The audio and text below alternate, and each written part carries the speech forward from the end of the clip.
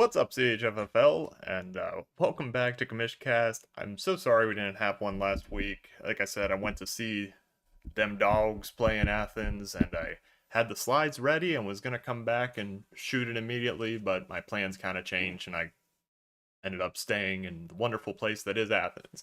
So we're gonna have a little bit of a double show with the slides this week at least. I'll still cover what I was going to. But week 11, the big news is the Grant collapse. Grant has lost 3 games in a row.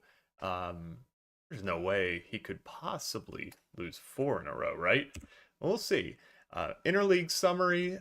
Now, last week we were out of interleague, but anyway, real quick, in interleague, Heart and Soul division took 14 out of the 24 games, so doing a little bit better in performance there. Marty and Max both came out of interleague 1 game back, and this week they both picked up a win last week, and they're still 1 game back. We have 2 absolutely massive matchups this week for playoff implications. This is one you're not going to want to miss. Week 10, Max made his move to buy after all the craziness with Grant buying and Parker and Swan.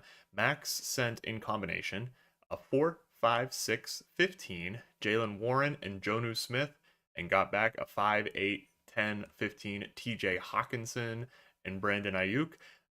Last week, I really liked the value of this. This week, I still like it, but obviously Warren seems to be taking aggressively over in Pittsburgh. So that was a good gain for Mark. But you look at this, he dropped from a 4 to a 5, 5 to 8, 6 to 10. Those aren't really huge give ups to get a tight end that's going to give him advantage against most teams except Grant and a very solid wide receiver.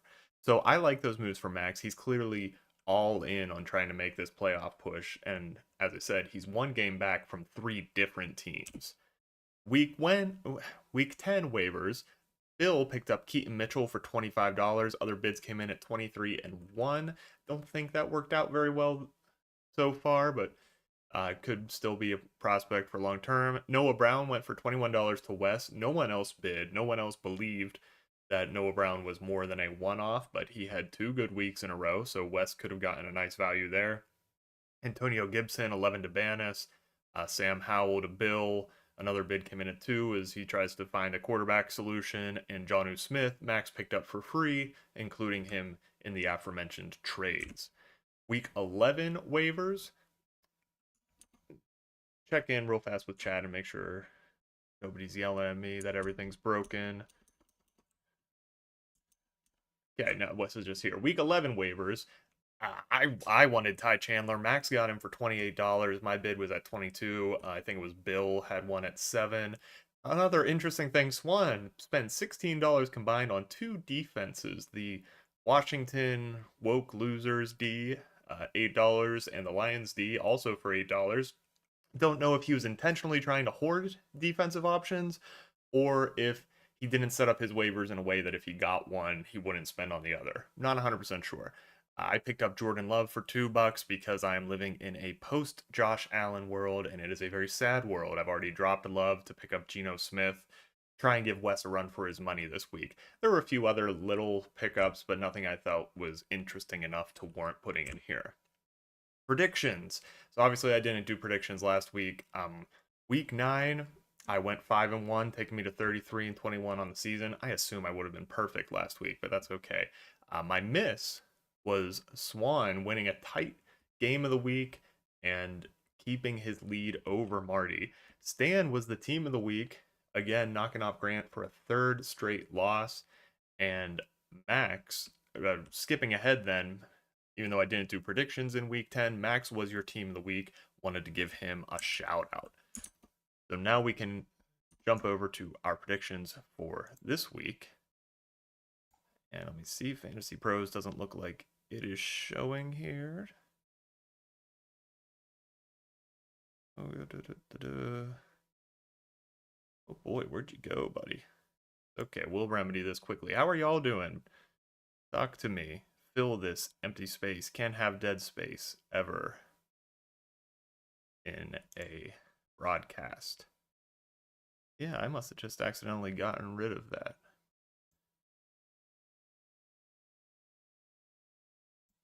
There it is. Should be. There we are. Okay.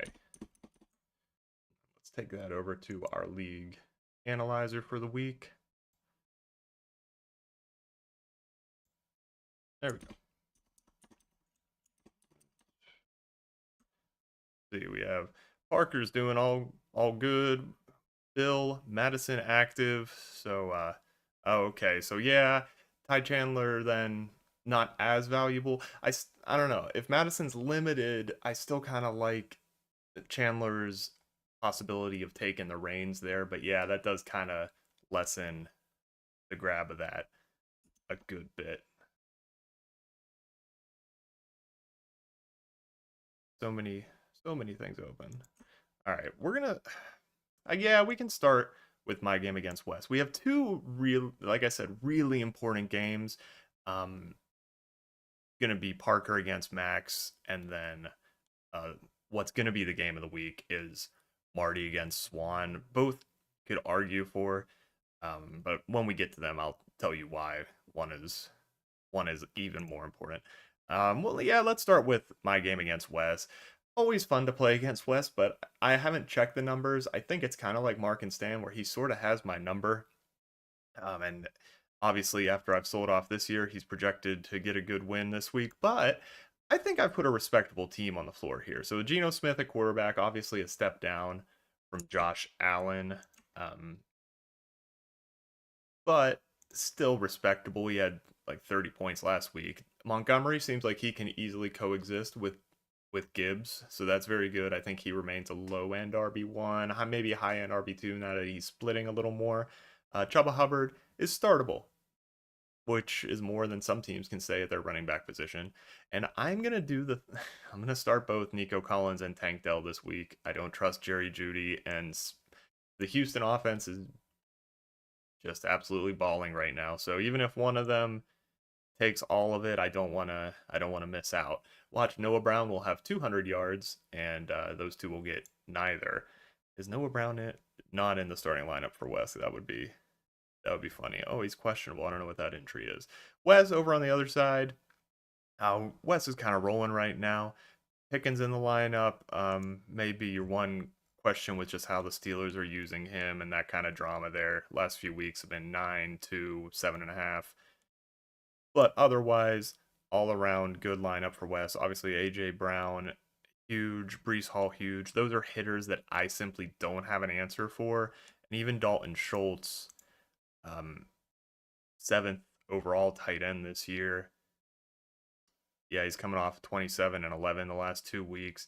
So he's been very consistent. I'd say Laporta's an advantage there, but not as big as I would like to have. Looking at Fantasy Pros, they have Wes as an 88 and me down at a 76. And I'm all that considered, I do think that the experts are probably right. ESPN has him projected to win by 11, but I don't think this is a walk in the park for Wes. I think I'm making him at least take care of business, and I think that's my role as a team that is sold off. Let's come over to doesn't matter what my name is. Stan versus Banis Degeneration Eckler. Stan got 36 points on Thursday, but from 3 players. So obviously happy with 23 from Gus Edwards. Only 5 from the Ravens D. You'll live with that. Stan has not had the best luck with defenses this year, so just being positive is nice there. Zay Flowers, 8 points, a little disappointing. But it's a good floor, and Stan has a very nice matchup, so not panicking about that. Banis only projected at a 94. Bottom team on Fantasy Pros. Antonio Gibson doubtful. So assume he doesn't play. So I mean, there's not another running back on this roster that's healthy. So we're going to the waiver wire and getting somebody that I guess you're hoping for a touchdown from someone like a Latavius Murray. Yeah, it doesn't really look good for him. Stan coming off beating Grant is really rolling right now. Fantasy Pros has him down a little bit this week. Jonathan Taylor, Drake London on bye doesn't help with that. D. Higgins still out. Stan's not even close to full strength. But we have Tyreek Hill still to go. DeAndre Swift still to go. No reason to think he won't take this. I take Stan here. In case I didn't say it, I take Wes in my game. Uh, Next, let's go over to Mark. Can you dig Zitsaka versus 2 sacks and a Ric Flair mini? Um, Mark got 31.16 on Thursday from Jackson and Chase. Chase, of course, value probably hurt now with Burrow out for the year. Boy, that stinks. As someone who owns Burrow in Dynasty and already lost Daniel Jones for the year in Dynasty, yeah, that really stinks for Chase's value going forward. Jalen Warren has proven to be a good starter, though, as Mark continues to find a way with the initial zero running back strategy. It's worked for him to this point at a 7-3 record. Projections a little low this week, probably because of the Thursday game and the disappointment from Chase. The Deke on a bye, nothing big there, bye or injury wise, other than Kyron Williams still being out. I don't know if he's coming back even this year. Mini on the other side. I mean, ESPN has Mini projected to win right now. He got 11 from his kicker. Mini is good at picking kickers. Got to give him credit for that. And has the rest of his lineup still to go. Pretty fully healthy. Gabe Davis to the bench. Don't know if he's even been starring him. We're watching that, like Bill brought up, Alexander Madison's injury. Let's see what ESPN's saying right now. Concussions listed as questionable, expected to play. So I expect him to be in there. I still expect it to be more of a split, but he's a serviceable flex. Over on Fantasy Pros, of course, this was before the Burrow injury. Can you dig Zitsaka was at an 85, and Mini only down at a 74. Now, the easy thing to do would be to go off the Thursday points in the ESPN projection and say I pick Mini. Mark still has Stephon Diggs, and Warren's been good. I don't see where the big points are going to come from in Mini's lineup. I still like Mark. I'm going to take him to hold on and survive here. Yeah, I feel pretty okay with that pick. But that's another one that could be a trap game. All these guys, all these close payoff matches, I like that the bottom teams aren't making it super easy. Bill's been holding Chandler for 2 years in Dynasty waiting for this moment. And it's so nice when those Dynasty players finally hit when you've had them forever. Oh, that's a good feeling. All right, now let's get over to the, maybe not the actual game of the week, but in everybody's hearts, the second game this year between our two tight ends hosts, Grant and the K-Pop Kings versus Bill and his Kim Chiago Bears. I know Bill's out of it for the year and he's sold, but he won the name this year, I think. I mean, Psyducks is really good, but Kim Chiago Bears gives me a smile every time I read it. Only 5.1 from Keaton Mitchell on Thursday. Gus Edwards seems to really have that backfield, at least at the important points, to himself. So it's a little bit of a disappointing pickup. And then where's the rest of your excitement on this team? How did Dalton Kincaid do last week?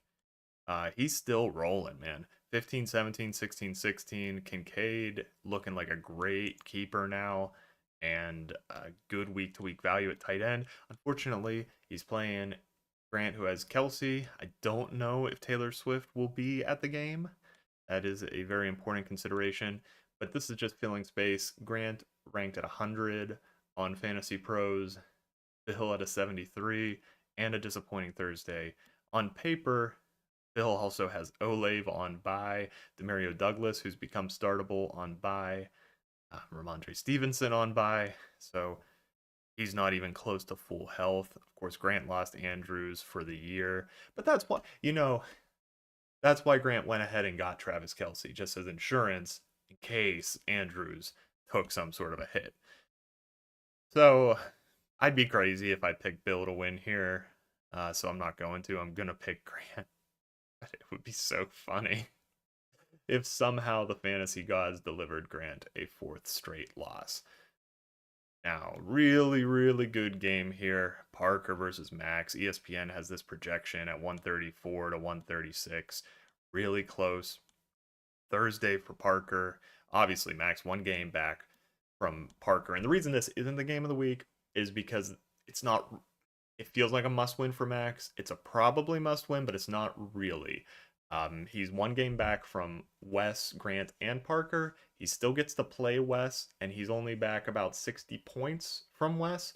So he still doesn't really control his own destiny if he loses this, but it's still in the cards for him to make the playoffs if he doesn't make this. That's why the Marty Swan is going to be the game of the week.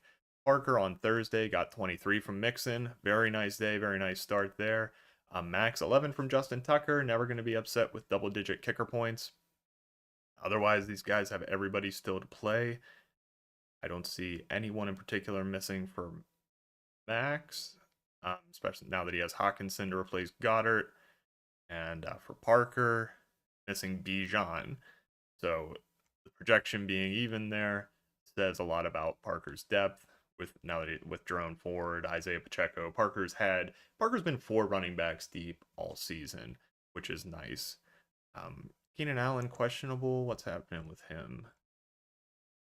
Listed as questionable, expected to play, shoulder injury. I mean, Keenan Allen just is always questionable. I think you live with that. Fantasy Pros has Parker only at an 88 and Max at a 90, so there's a decent discrepancy there between ESPN's projections and Fantasy Pros, which I don't think would have been affected too much by the Thursday game. It was Mixon projected 15. Yeah, so he scored 8 points over projection. That could cover a lot of it. This is going to be a close one, and it's a gut check for me. I always look to the stars in that case. You got Jacobs for Max playing Miami. Like that matchup, I think, for a running back. Jacobs really been mostly matchup proof. Yeah, he's got a match at 23 here. Cup is the wide receiver to watch. He's the king there. But Ayuk gives Max some decent depth and flex value. Tight end, gotta like Hawk a little more than McBride, but McBride has been steady. Very, very savvy pickup for Parker. And then looking at quarterbacks, could go either way. This is really an even match. It's going to be very fun to watch. I'm gonna, geez, I don't even know. I'm gonna take Parker. Cooper Kupp has Matthew Stafford coming back, and I think he's the best wide receiver on the board. And Parker already got 23 from Mixon. So I think best running back and best receiver on the board. I go to Parker here. Should be a really good game. And now our game of the week, which is New Age Outlaws versus New Walker Order. Marty, like Max, is one game back from the playoffs, but unlike Max, he's only one game back from Swan. This is a huge, huge matchup. And actually, I should know this already, but I don't. I'm going to check real fast. What happened the first time that they played? New Walker Order, so this is Swan. Swan lost the first one. So if Marty gets this win, he has the head-to-head tiebreaker against Swan. If he loses, he's 2 games back from everybody with 3 weeks to play. This is vitally important. Now, ESPN has him projected to win by 14, 136, 122. Swan only got 5.2 from Tyler Boyd. But here's the kicker to this. Achan's going to play. Is Swan going to start him? See, did Swan botch this by starting Boyd? I mean, I guess he didn't know Achan was going to play. But that's your huge upside that he now either has to leave DK Metcalf, who we went out and traded draft capital for, or Achan, who is capable of, we know, of huge games. He has to leave one of them on the bench. That's really tough, and he put 5.2 there in at the wide receiver. Otherwise, though, Walker Henry could always carry him, although Henry's been prone to some duds just because of how bad that Tennessee offense is. He's not a high floor guy this year. Kyler Murray back is nice for Swan to have at quarterback starting. Still no Justin Jefferson. And that makes it rough. Marty, on the other hand, with Josh Allen now at quarterback, Jahmyr Gibbs, who you say Jahmyr Gibbs a top 5 running back now? think you make that argument. So Marty has an absolutely crazy 1-2 punch at running back. Receiver, not quite as strong. Moore and Kirk both strike me as kind of boom or bust. Kirk's been pretty consistent. I guess that's not true, but DJ Moore, just 50-point game. Then we also have 9, 5, 10 last 3 weeks. So that could be anything. Evan Ingram at tight end, do you think was a good pickup? I think Kittle's a little better, but that raises Marty's floor in terms of tight end points. Deebo Samuel, good, solid flex. So Fantasy Pros has Marty at 90 and Swan at an 84. So no year of Marty talk or anything. I'm taking Marty. All the numbers kind of point that way, and I really like this top three: Allen, McCaffrey, Gibbs. But this is not a given. And Swan has had a tendency to, he's a boomer bust team. I mean, we've seen him take loser of the weeks and team of the weeks back to back, either direction. CD Lamb has been absolutely crazy some weeks, but then also, posted 8, 10, 11. But right now he's very hot and he could put up a lot of points. So I reasonably could see Swan winning this, but I'm taking Marty based on the numbers. Let me check in and see if we have any chats. Nothing in particular that requires addressing. Hope you guys enjoyed this week, and I'm sure we're all really going to enjoy the play we have this week. Huge game, Parker and Max. Huge game, Marty and Swan. Remember, look both ways before starting a Thursday player in your flex, and then don't.